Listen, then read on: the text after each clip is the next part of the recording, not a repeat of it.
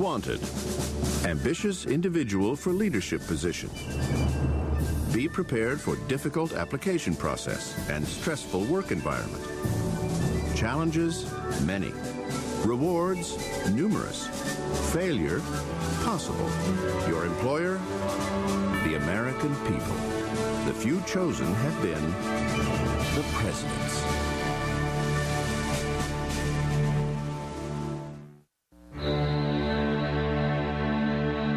April 14th, 1865 is remembered as the night of Abraham Lincoln's assassination. But in Washington, it was an evening of general treachery. There were evil men about. Lincoln was shot. Secretary of State William Seward was stabbed. General Ulysses S. Grant was targeted but was fortunately out of town. Vice President Andrew Johnson was on the hit list too. Johnson was offered tickets to attend the play at Ford's Theater, but turned them down. Probably a good thing. But Lincoln assassin John Wilkes Booth knew exactly where the vice president would be spending the night. He assigned a co-conspirator to go to Johnson's suite at the Kirkwood boarding house. Johnson retires to his quarters at the Kirkwood house. He's completely unaware of anything that's going on. In fact, sits up part of the night reading, then goes to bed. If all had gone according to plan, Johnson would have been awakened sometime later by a knock at the door, at which point a knife would have been plunged into his heart. But it never happened. The man assigned by Booth to assassinate Johnson lost his nerve, started drinking, decided he wasn't going to go through with it. So the vice president was spared, and when Lincoln died of his wounds the following morning, Andrew Johnson became the first American president to gain the office because of an assassin's bullet. That's part of what will evolve into Johnson's difficulties. He assumes the presidency. He was not elected to it. And so Johnson is coming in as virtually a pretender to the throne. Number 17, Andrew Johnson, Democrat Union, 1865 to 1869, 56 years old, from Tennessee. Andrew Johnson was nothing like his martyred predecessor. Unlike Lincoln, he was a Southerner and a Democrat, and had at one point owned a small number of slaves. But during the Civil War, he was the only senator from a seceding state to remain with the Union, and he had been selected as Lincoln's running mate in 1864 to broaden the ticket's appeal. Nobody anticipated at all Johnson becoming president. If anyone had thought that might possibly happen, they certainly wouldn't have put him on the ticket. Johnson was regarded as stubborn or principled, depending on whether you agreed with him or not. Like Lincoln, he had risen from poverty to prominence through his own determination. This upward striving in Lincoln went along with the kind of wit and modesty and open-mindedness and ability to deal with all sorts of people. Somehow with Johnson, he has this closed-in personality. He's very self-oriented. He doesn't listen to other people. He doesn't care about other people. He doesn't have very many friends. Johnson's background and personality greatly influenced his management style. He had no formal education and had trained to be a tailor. He also had a righteous streak. Johnson was dogged and stubborn, inflexible. Once he took a position, he was never willing to compromise it. He has a tendency to see conspiracies on all sides against him. He was thin-skinned about criticism. So in all of these respects, he differed sharply from Lincoln. For a model on how to run his new presidency, Johnson looked to a former president with whom he shared a home state and a very similar name, Andrew Jackson. One of Jackson's great quotations is, "Our federal union, it must be preserved." And Johnson picked that up and used that throughout his career, and the argument can be made that he was the last Jacksonian. Like Jackson, Johnson believed he was the voice of the common man, or at least the common white man. He's probably the most racist president we've ever had, and he talks about blacks as savages, barbarians, and he really thinks they should just go back to work on the plantation and leave the public sphere to whites. When Johnson took the oath of office, the Civil War was essentially over. Now it was up to the tailor from Tennessee to stitch the tattered Union back together. His entire legacy would be staked on the question of Reconstruction. Well, I think the Reconstruction crisis was the greatest crisis in American history, other than the crisis of the Civil War itself. Because what was at issue was not simply bringing the South back into the Union, but defining the essence of the American nation. Who is going to be a citizen of the United States? What are the rights that citizens are to enjoy? Who is an American, basically? Among the most eager to learn about Johnson's policies were the so-called radical Republicans, the vocal, reform-minded wing of the party. Men like Pennsylvania Representative Thaddeus Stevens and Massachusetts Senator Charles Sumner. They believed the South should be punished and the freed slaves protected, made citizens, and given the right to vote. Johnson played the role very skillfully in those first few weeks. And the immediate reaction is, yes, we trust Johnson and we can deal with him. Then Congress leaves Washington not to come back again until December. So Johnson has that wonderful window of opportunity there to take over as president. What Johnson did with his opportunity was to come up with his own presidential Reconstruction plan. Many in the defeated South were prepared for the worst. In April 1865, the South lay prostrate at the feet of the conquering North, and many Southerners then were so shell-shocked that they would have been willing to accept almost any terms of Reconstruction. Johnson came in thundering revenge, punishment to these same people, and in their despair, while they thought, oh my God, you know, this is what our fate is going to be. But Johnson had a pleasant surprise in store for the dispirited Southerners. They are a conquered region, but he doesn't want to treat them as a conquered region. These are his people, after all. Nobody knows for sure what Lincoln would have done, but Johnson's plan favored amnesty for most ex-Confederates and quick acceptance of the seceded states into the Union. The freed slaves got little protection. They weren't guaranteed citizenship or the right to vote. Johnson was on the wrong side of history, on the wrong side of morality, on the wrong side of politics. He just was unable to recognize that the Civil War had changed the nation, that the emancipation of the slaves carried with it some obligation to protect the basic rights of these emancipated slaves. When Congress comes back to town in December of '65, Johnson announces that the restoration of the South has been completed. And that is startling news to the members of Congress. Congress immediately started passing Reconstruction Acts of its own, beginning with an extension of the Freedmen's Bureau, a measure begun under Lincoln to aid the transition of blacks from slavery into freedom. Johnson vetoed it. And from that point on, that will be the story of the relationship between Congress and the president. Congress passes, Johnson vetoes. Congress passes, Johnson vetoes. Johnson's 29 presidential vetoes shattered the previous record of 12, which was set by his hero Andrew Jackson.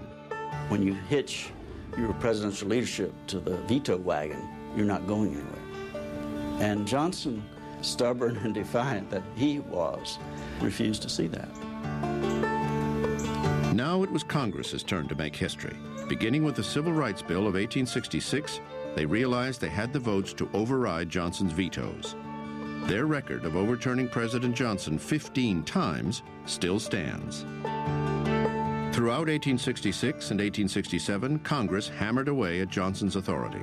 In March of 1867, they passed the Tenure of Office Act, limiting the president's ability to remove appointees without the Senate's consent.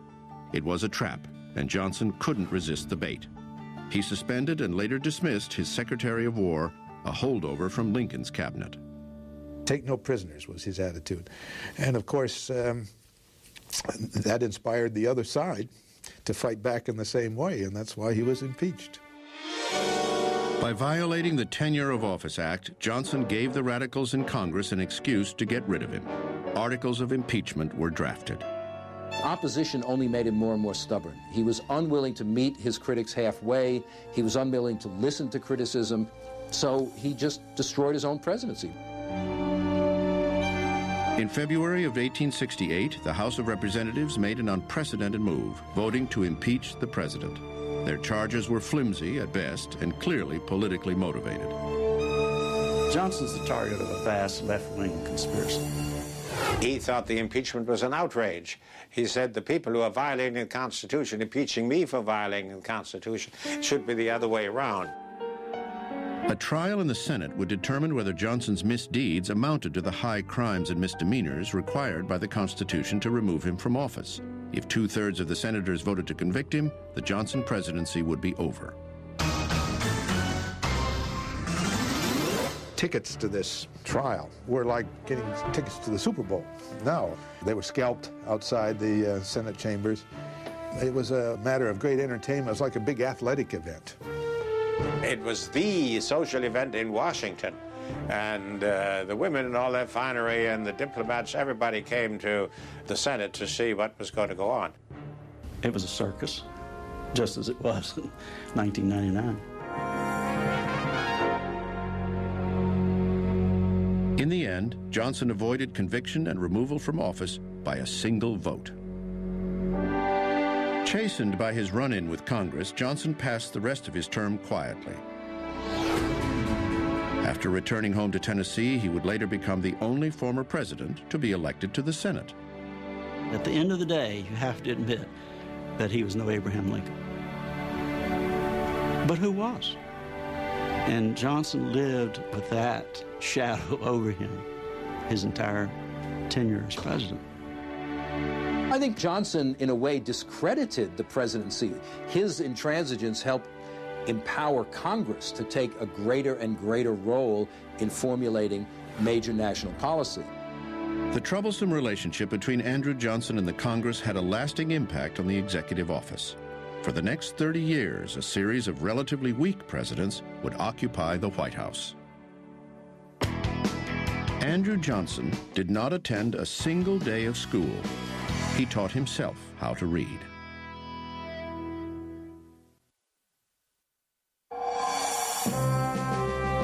He was hailed as the victor of Vicksburg, the hero of Appomattox, the savior of the Union. If there had been paparazzi in the late 19th century, no American's picture would have been more coveted than that of General Ulysses S. Grant. There were no movie stars in that period of time. There were very few authors that were well known. There was no television. Grant was as close to a star celebrity in the United States in the late 1860s and 1870s as you could have had. Well, in 1868, there's no doubt but that Grant was the most popular man in the North. It was almost a shoo-in to become the Republican presidential candidate. I think enough people told him that he should be president that he kind of became convinced. Then why not become president if people are willing to make you president, right? Number 18, Ulysses Simpson Grant, Republican, 1869 to 1877, 46 years old, from Ohio. At the time, he was the youngest man ever to be elected president and the first West Pointer. He was also the first to be elected without winning a majority of the white vote. That's because blacks in the South were allowed to cast ballots for the first time, and roughly 700,000 did, 12% of the total vote. They voted almost, I think, to a man for Grant. They viewed him just as they had viewed Lincoln, as central to their emancipation. Loyal to a fault, the silent general was humble and shy. As a soldier in the field, he would bathe in a closed tent so others wouldn't see him in the nude. He was also a surprisingly good artist. Some of his drawings and paintings still survive. Military heroes like Grant are supposed to cut a gallant figure in their uniforms, but descriptions of him range from rumpled to reeking of cigar smoke.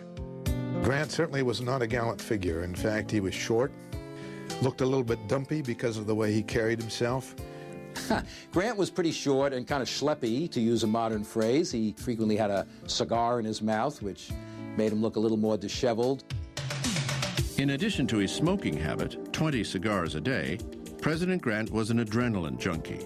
In an era before automobiles, he relied on pure horsepower to satisfy his need for speed. In 1866, he won an impromptu drag race through Central Park against a coach carrying President Andrew Johnson. As president, he once got a speeding ticket for driving his horse-drawn carriage too fast down M Street. He paid a $20 fine. Not surprisingly, Grant's approach to the presidency was similar to his approach on the battlefield. He seemed to feel at the beginning, Grant, that the president was like a military commander. He had subordinates. The subordinates would be loyal to him.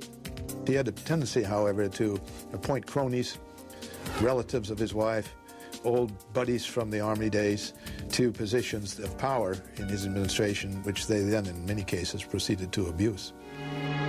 In a way, Grant saw his presidency as a continuation of his service in the Civil War. When Grant was nominated for president, he said, let's resolve these questions that are left over from the war. Let us have peace. Those simple, elegant words became his campaign slogan, let us have peace. As it turned out, Grant's administration was anything but peaceful. It had started off well enough. Most of the seceded states had been restored to the Union, and black voters, emboldened by the support of federal troops, had elected Republican governments in many southern states. But the lasting hatreds of war had not died at Appomattox. There were those in the North who wanted to punish the South, and those in the South who wanted to punish blacks. The Ku Klux Klan was really the terrorist wing of the Democratic Party at that time. There is a kind of almost another civil war going on in the South. Terrorist groups are launching murder, assassination, whippings, beatings, burnings of buildings in order to undermine the governments there. What does the federal government do about this? Grant, working with Congress, essentially launched a war on terror.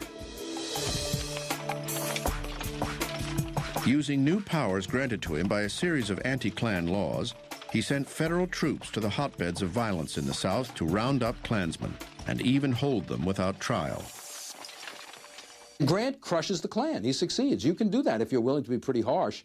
He crushes the Ku Klux Klan. Thanks to Grant's effort, 1872 was the most peaceful year the South had seen since the Civil War. But like the eye of a hurricane, the peace was a false calm for the president and for America. Late in Grant's first term, a spate of scandals began to emerge among his trusted subordinates, tarnishing the reputation of the hero of Appomattox and turning Grant's name into a synonym for corruption. It seemed to America that the president was asleep at the wheel. Oh my God, you've got the credit mobilier, you've got the whiskey ring, you've got people lining their pockets from the federal coffers. Where was Grant? Where was this great general? I think it's true. Grant didn't know the whiskey rings were going on, the Indian frauds were going on, the credit mobilier scandal was going on. There's no evidence that Grant personally profited from any of this stuff, but he also had a rather naive faith in his subordinates. Even though he wasn't personally involved, they put a taint on his administration because, as another president said, the buck stops here. Despite the scandals, Grant's enduring popularity earned him a decisive re-election in 1872. His second term was marred by an escalation in Southern violence. Things began to fall apart after Grant was re-elected in 1872. One southern state after another was recaptured by the Democrats. Violence continued. During his first term, Grant didn't hesitate to quell violence in the South by sending federal troops. But the political climate of his second term would not allow for such bold executive action. In 1873, an economic depression in the North contributed to a shift in public opinion about the problems of Reconstruction in the South. People didn't want to hear about it anymore. They didn't want to pay for it anymore. Americans do have short attention spans. And the idea of an endless occupation of the South, very few people had stomach for it. So, by 1875, when the governor of Mississippi asked for federal troops to end an outbreak of electoral violence, Grant failed to act. By the end of his presidency, Grant is sitting by without doing anything as one after another of these southern governments are basically overthrown by terrorist groups, and Reconstruction is coming to an end. Reconstruction wasn't Grant's only challenge. Another confounding domestic issue of the day was Indian affairs. Grant came into office hoping to pursue a peace policy towards the Indians. But it doesn't happen. There is no peace. There is more war. It was during Grant's second term that George Armstrong Custer and his 7th Cavalry were annihilated by Indians on the banks of the Little Bighorn River. Custer's last stand was the exception. Usually it was the Indians who were massacred.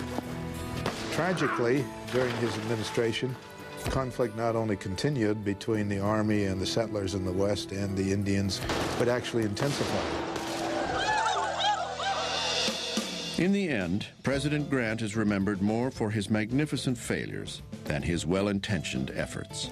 Grant's administration is considered one of the real failed administrations in American history, often ranks right at the bottom, just above Richard Nixon. But Grant's stock is rising in recent years. In a lot of ways, he is not remembered and not credited for the really astonishing steps toward black equality that occurred during his 2 terms in office. It is this effort, endorsed by a man of war who fought for peace, attempted but never fully realized during his administration, that may be the true legacy of Grant's presidency.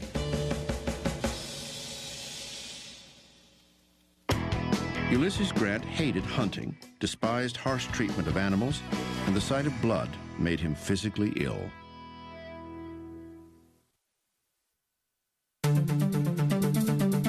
In 1876, the Republican Party was looking for someone to counter the corrupt image of the scandal-ridden Grant years. Affable and morally scrupulous, Ohio Governor Rutherford B. Hayes was the perfect anti-Grant. His personality was why he got the nomination, partly. Hayes promised to be a different type of president who would make his own decisions, appoint people on the basis of merit rather than to pay back a favor. One observer at the time called him a third-rate nonentity whose only recommendation is that he is obnoxious to no one. Hayes was lucky even to be alive to run for president in 1876. His stint in the Civil War nearly killed him. He was wounded 5 times and had 4 horses shot out from under him. Some would later call the election of 1876 between Hayes and New York Governor Samuel Tilden the last battle of the Civil War. Once again, Hayes barely emerged intact. It was a bitter, hard-fought campaign, and on election night it looked as if Tilden had won. Hayes went to bed assuming he had lost because Tilden was something like 260,000 votes ahead, which in modern figures was about 1.3 million. Like George W. Bush in 2000, Hayes lost the popular vote. The tally in the Electoral College also seemed to favor Tilden, but it was close. And as in the 2000 election, results from several states were in dispute. Awaiting the outcome of the election at his estate in Ohio, Hayes was telling the local papers that he had lost. Finally, they got word to him, quit saying he'd lost the election because we're gonna win it. After 4 months of accusations, negotiations, and recounts, both sides finally agreed to allow a specially appointed electoral commission to settle the matter. Voting 8-7 along party lines, the commission gave all 3 disputed states and the election to Rutherford B. Hayes. The last hurdle blocking Hayes's path to the White House was confirmation by the House of Representatives. Democrats threatened to filibuster, but their opposition evaporated. Historians would later speculate of a so-called Great Compromise in which Hayes made concessions in exchange for the presidency. While it seems likely that a backroom deal was made, it's not clear what was promised. For Hayes, this was a precarious way to begin a presidency. His detractors saddled him with unflattering nicknames. He was called his fraudulency. Or the Great Usurper. Rutherford Hayes. Not exactly the moniker you want to carry into your administration. On March 3rd, 1877, Hayes was sworn in the White House Red Room, the first president to take the oath of office inside the executive mansion. Hayes took his public oath of office 2 days later on the steps of the Capitol. Number 19, Rutherford B. Hayes, Republican, 1877 to 1881, 54 years old, from Ohio. Hayes was the first president to have a telephone installed in the White House. He and his wife Lucy are also credited with filling in some crucial gaps in the White House portrait collection by commissioning paintings of former Presidents Jefferson, Adams, and Jackson. Hayes was a Harvard Law School graduate with a sunny disposition and a reputation for honesty. Hayes definitely was one of these people who came into office and just was crushed to realize the pettiness and the absurdity and the day in and day out dealing with human foibles, office seekers, grievances. The Hayes White House was subdued. Lucy Hayes believed in temperance. She was called Lemonade Lucy because she banned liquor from the White House. And Hayes wasn't so strong on that, but he went along with his wife. The joke was that at state functions in the White House, water flowed like wine. President Hayes showed temperance in his management style as well. He approached everything from kind of a scholarly, legalistic approach. His style of leadership was to gather the information, consult the proper advisors, make a decision. Once a decision is made, try not to look back and be decisive. When Hayes took office, the country was still dealing with the legacy of post-Civil War Reconstruction. Federal troops were stationed in the state houses of South Carolina and Louisiana to protect black-supported Republican governments from takeover by the Democrats, who were mostly ex-Confederates. In the most controversial act of Hayes's presidency, he ordered the removal of the troops from the state houses, clearing the way for Democratic takeover of the last two southern states still under Republican rule. It was the symbolic end of Reconstruction. Some historians see this as a consummation of the backroom deal made during the disputed election. In the so-called Great Compromise, Republicans allegedly agreed to give up control of the South if the Democrats would rescind their opposition to Hayes becoming president. Basically, you've got to exchange Republican control of the White House in exchange for Democratic control of the state governments of now the entire South. Hayes has been vilified for his complicity in the deal, agreeing to end Reconstruction in exchange for the presidency. But historians point out that the Great Compromise of 1877 isn't exactly what it appears. The election of Hayes is taken very often as the ending of Reconstruction, but Hayes represented the faction of the Republican Party which wanted to end Reconstruction. And his nomination shows that the Republican Party was already retreating from further intervention in the South to protect the rights of black people. So the bargain or the compromise of 1877, which finally puts Hayes in the White House and is sort of the point at which Reconstruction ends, is an important moment, but it's also the culmination of a trajectory which has taken place for several years before that. Hayes was already interested in a new approach to the South. He was convinced that the return of civilian rule would bring with it a return of civility. Hayes believed that if what was often called the best men, the better sort, the well-to-do Southern whites came back into power, even as Democrats, that they would, in a sort of paternalistic way, protect blacks from violence and recognize their basic rights. He was shocked when that didn't happen. This was probably the biggest disappointment to Rutherford Hayes because he really felt betrayed by the former Confederate leaders because they were supposed to be officers and gentlemen. Regardless of how the decision had been made, under Hayes's watch, the window closed on Reconstruction, dooming blacks in the South to years of segregation and deprivation, and keeping the old Confederacy a white man's country for another 100 years. For better or worse, the great issues of the age had been settled, and as the Civil War faded into memory, the reformers in Hayes's party were in search of another defining issue. Some people thought that civil service reform would be as important as anti-slavery had been. I have never quite understood that. The civil service meant government jobs like postal officials and tax collectors. These positions were used by politicians to exert influence and extort cash. There's no income tax. One of the largest ways of the federal government to collect taxes was on customs duties. And most of U.S. imports and exports came through or went out of the Port of New York. So the collector of the Port of New York was a really significant position in the federal bureaucracy at this time. The New York Custom House was the biggest source of patronage in the country. and consequently it tended to be quite corrupt. Appointments to the Custom House, including the position of chief collector, were controlled by New York's corrupt political machine, namely the so-called Republican stalwarts led by Senator Roscoe Conkling. In one of the few decisive moments of his presidency, Hayes removed the head of the Custom House, who was a Conkling crony, and replaced him with someone of merit.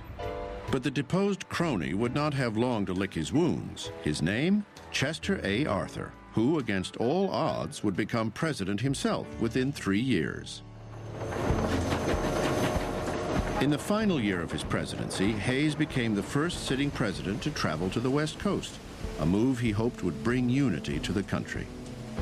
Despite some calls for him to run again, he honored a campaign pledge not to seek a second term. He said no, he had enough. He really didn't like the presidency very much.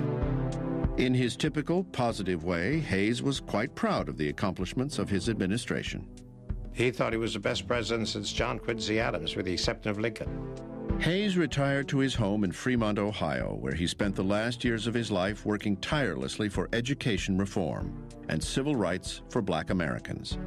In doing so, he set a standard for future ex-presidents. 3 different presidents occupied the White House in 1881: Rutherford Hayes, James Garfield, and Chester Arthur.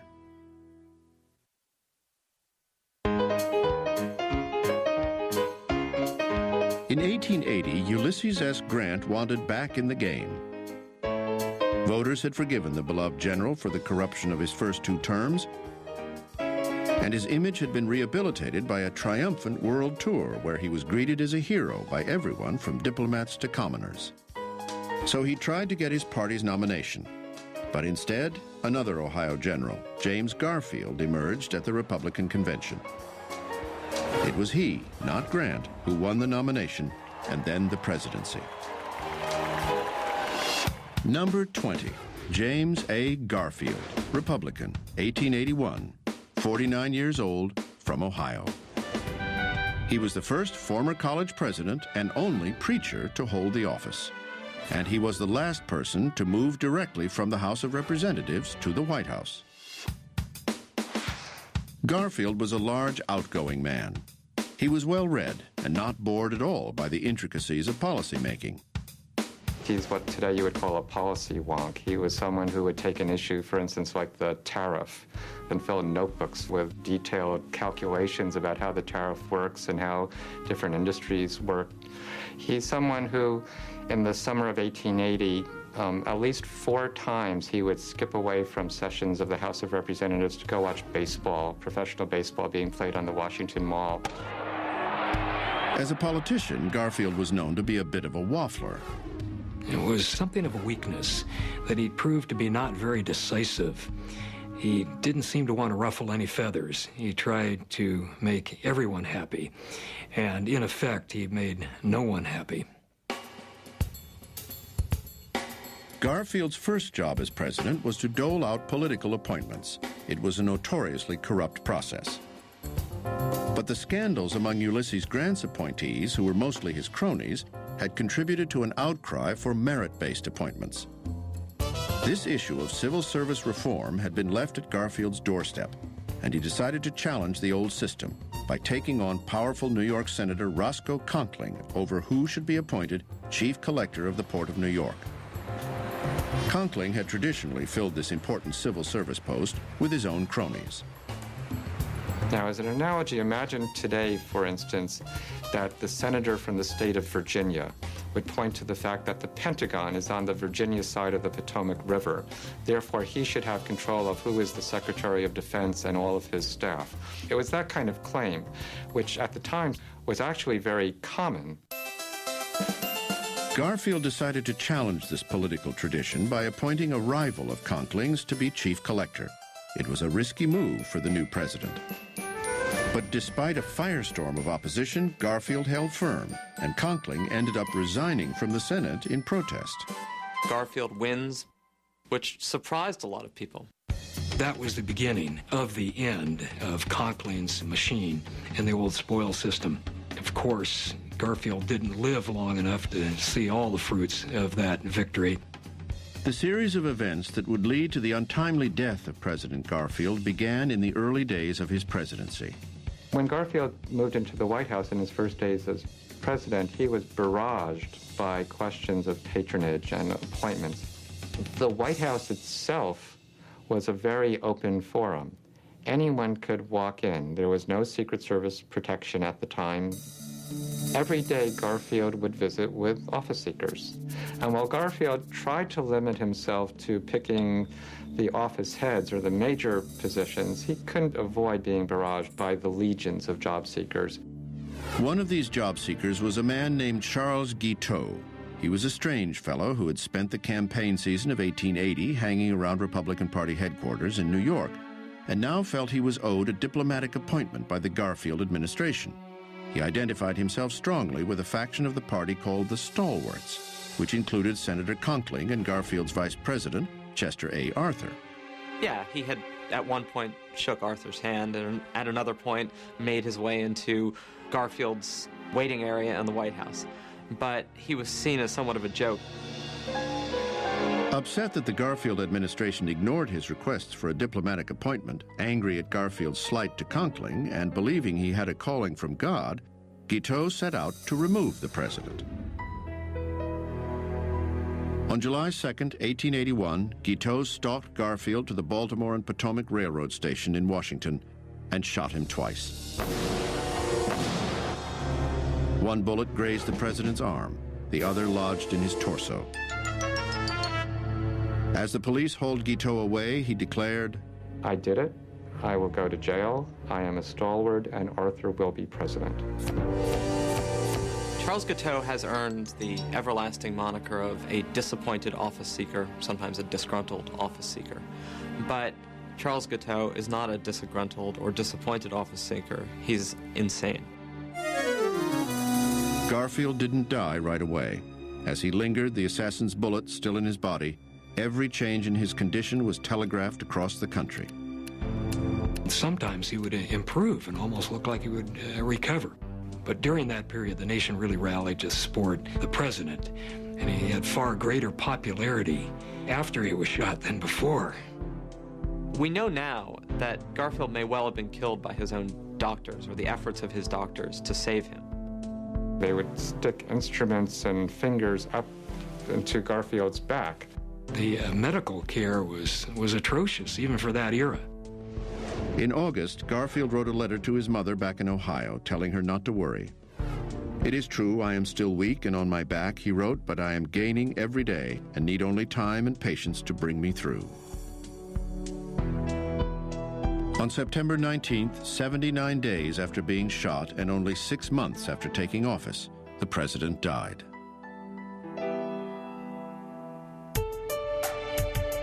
The only legacy of Garfield's brief presidency was his battle against the New York political machine.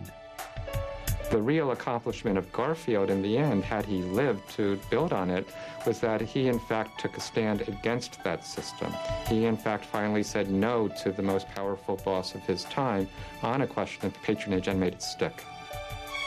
Garfield would become a martyr for the civil service reform movement. It would be up to his vice president, Chester Arthur, himself a product of the New York political machine, to continue the fight. During the 2 months that President Garfield lay dying from his gunshot wounds, Congress was out of session. It is said the country continued to run smoothly nonetheless. In 1881, Chester A. Arthur completed the most unlikely of political comebacks. Only 3 years after being removed in disgrace from his post as chief collector of the New York Custom House, he now found himself, by virtue of assassination, President of the United States. Number 21, Chester A. Arthur, Republican, 1881 to 1885, 51 years old, from New York. Arthur may have been a native of Vermont, but he was indisputably a New Yorker. He was someone who could pick out a good bottle of wine. He ate very well. He was a gourmand. He enjoyed drinking at the finest restaurants and in the most exclusive clubs. Arthur was a bit of a dandy. a bit of a peacock. He was incredibly meticulous about how he dressed. He bought the latest fashions, and he was able to live a Gilded Age life. Unlike many of the figures of that era, Chet Arthur did not have the full beard, but he did have full sideburns, which was certainly a distinguishing feature. Arthur looked like a president. In 1880, when he was elected vice president, Arthur had celebrated in his own way with a shopping spree at Brooks Brothers. In addition to being a high-living New York party animal, Arthur was also an avid fisherman. He took frequent fishing trips with his pal, New York Senator and political boss, Roscoe Conkling. Arthur's management style was an offshoot of his personality. Arthur did not like to work hard. He is somebody who is routinely described as strolling into the Oval Office at 10, meeting with people, signing some papers, going for a ride or a walk at around 4 in the afternoon, taking a nap, and having dinner quietly with family and friends. Some people might perceive that to be kind of a lazy man's presidency, but actually is very efficient during those hours. But then after 4 o'clock, he figured that it was time now to relax. A White House staffer would later recall that President Arthur never did today what he could put off until tomorrow. Unlike most presidents of his era, moving into the White House felt like a social demotion to Arthur. Arthur came into the White House and says, "I will not live in this house." And Arthur insists that the White House become renovated, and they spend many months renovating. And one of the people that he employs to renovate the White House is a very young Louis Comfort Tiffany. With the White House restored, Arthur set about restoring the faded Washington party scene. His wife had died in 1880, so the president's sister was his social hostess. Wine, champagne, hard liquor made a reappearance in the White House under Chet Arthur.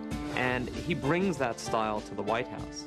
Garfield didn't have enough time to really place his stamp on the Washington social scene, and the Hayeses had not exactly wowed anyone with their social panache.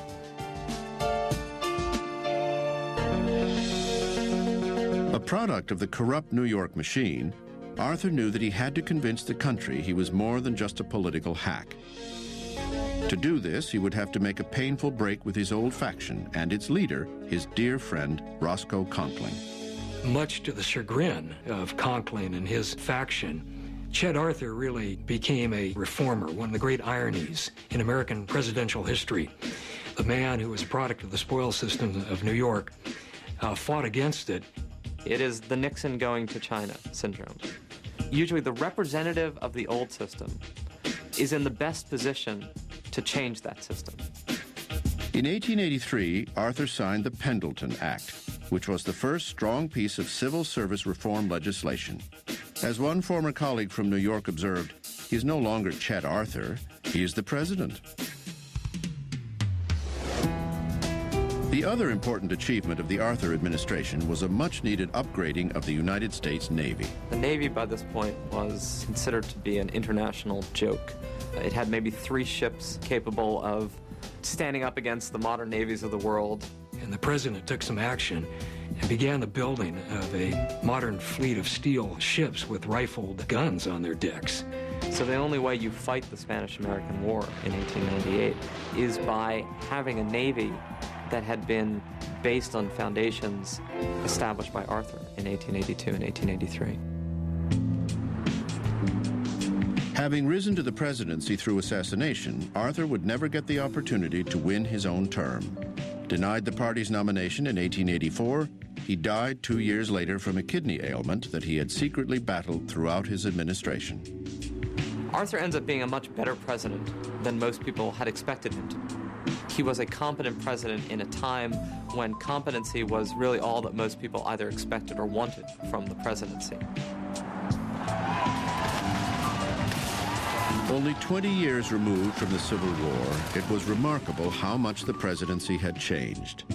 The strength of the office had been tested by assassinations, scandals, impeachment, and a highly disputed election. By the late 1800s, the presidency didn't seem to matter much, and a good deal of executive power had been ceded to Congress. But in the years to come, the men destined to inherit the presidency would reassert the powers lost during these years and turn America into a major player on the world stage.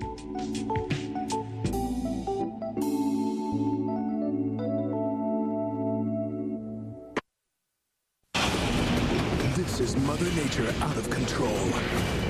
Could these natural disasters have been prevented? How is the latest technology helping us predict the next disaster? And how can history teach us to prepare for next Nature's Fury Week? Begins tonight at 8 on the History Channel.